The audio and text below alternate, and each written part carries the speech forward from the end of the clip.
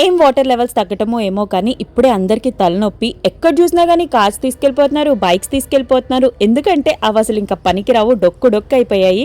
పెద్దన్నల car కూడా తీసుకెళ్లిపోయారు. In case insurance pay చేస్తే దాన్ని అసలు టచ్ చేయొద్దు వాళ్ళు వచ్చేదాకా. ఇంకా మా పరిస్థితి అంటారా, లో కబోర్డ్స్ ఉన్నాయి కదా, వాటిల్లోకి అసలు ఎంత చండాలంగా అయిందంటే నాకు అసలు వామిటింగ్ వచ్చినట్టు అయిపోయింది. ఫంగస్ లాగా బూజు పట్టేసింది. ఇవి ఇంకా తీసి పడేయటం తప్ప దేనికి యూజ్ లేవు. అసలు కిడ్స్ తో ఇలాంటి వాటి దగ్గర ఉండాలంటేనే చాలా చిరాగ్గా అనిపిస్తుంది కదా. ఒక్క ఫ్లడ్ ఎన్ని ఫ్యామిలీస్ కి నేను చాలా కమెంట్స్ చూసాను. నిజంగా కొంతమంది అయితే నాకు బాగా బాధ అనిపిస్తున్నాయి.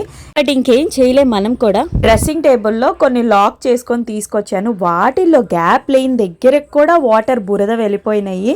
ఇవన్నీ క్లీన్ చేసేసరికి అందరి ఇళ్లలో ఎంతెంత సేపు పట్టిద్దో ఏమో. మా బొడ్డుదాన్ని ఇవన్నీ క్లీన్ చేసి ఒక వారం వరకు ఇటు సైడ్ రానికూడదు, ఆపలేకపోతున్నాను అసలు. డ్రెస్సెస్ నాయన్ని సేఫ్ కానీ పాపం మా హస్బెండ్ మొత్తం తడిసిపోయినాయి.